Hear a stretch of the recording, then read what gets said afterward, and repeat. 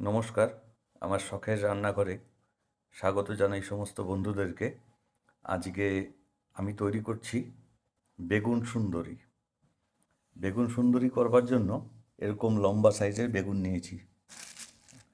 এই বেগুনগুলোকে একেবারে মাঝখান দিয়ে চিড়ে দিয়েছি, দেখুন এরকমভাবে মাঝখান থেকে একবারে বোটা সমেত চিড়ে নিয়েছি। এবারে এগুলোকে সুন্দর করে ধুয়ে টুয়ে নিয়ে ব্যাটারে চুবিয়ে ভেজে দেব, তবেই হয়ে যাবে বেগুন সুন্দরী। আর ব্যাটার বানানোর যে রেসিপিটা সেটা আরেকবারও আপনাদেরকে বলে দিচ্ছি। সেটা হচ্ছে বেসন নেবেন, বেসনের সঙ্গে সমপরিমাণ চালের গুঁড়ো নেবেন, কর্নফ্লাওয়ার নেবেন সামান্য পরিমাণ নেবেন বেকিং পাউডার এবং সামান্য পরিমাণ নেবেন বেকিং সোডা।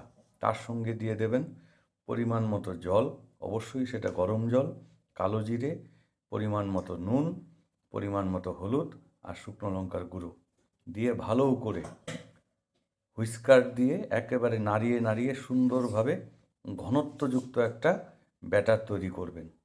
তাহলে কিন্তু সেই ব্যাটারটা বেগুনটার গায়ে লেগে একেবারে সুন্দর ফুলে ফেঁপে উঠবে, আর বেগুন সুন্দরীগুলো দেখলে মনে হবে যেন হাসছে।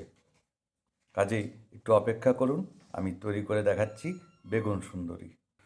ব্যাটারটা রেডি হয়ে গেছে, দেখুন ব্যাটারটা রেডি হয়ে গেছে। আর ওদিকে আমি বেগুনগুলোকে কেটে ধুয়ে একেবারে পরিষ্কার করে নিয়েছি। এখন ওভেনের উপর কড়াই বসিয়ে দিয়েছি। জাস্ট এখন কড়াই গরম হবে, তেল দেবো, তেলটা গরম হয়ে যাবে, তারপর ফিরে আসছি। বন্ধুরা দেখতে পাচ্ছ তেল কিন্তু গরম হয়ে গেছে, আর আমি তেল গরম হওয়ার সঙ্গে সঙ্গে আঁচটাকে একেবারে কমিয়ে দিয়েছি। কমিয়ে একেবারে মিডিয়াম টু হাই না কিন্তু। আর এই যে আমার ব্যাটার রেডি হয়ে গেছে, ব্যাটারের মধ্যে আমি বেগুনগুলোকে সুন্দর করে চুবিয়ে নিচ্ছি। গরম জল দিয়ে ব্যাটারটা তৈরি করার ফলে ব্যাটারটা কিন্তু বেশ একেবারে মিহি একটা পেস্টে তৈরি হয়ে গেছে। আর এই যে বেগুনটাকে ব্যাটারে চুবিয়ে নিয়ে তেলের মধ্যে ছেড়ে দিচ্ছি।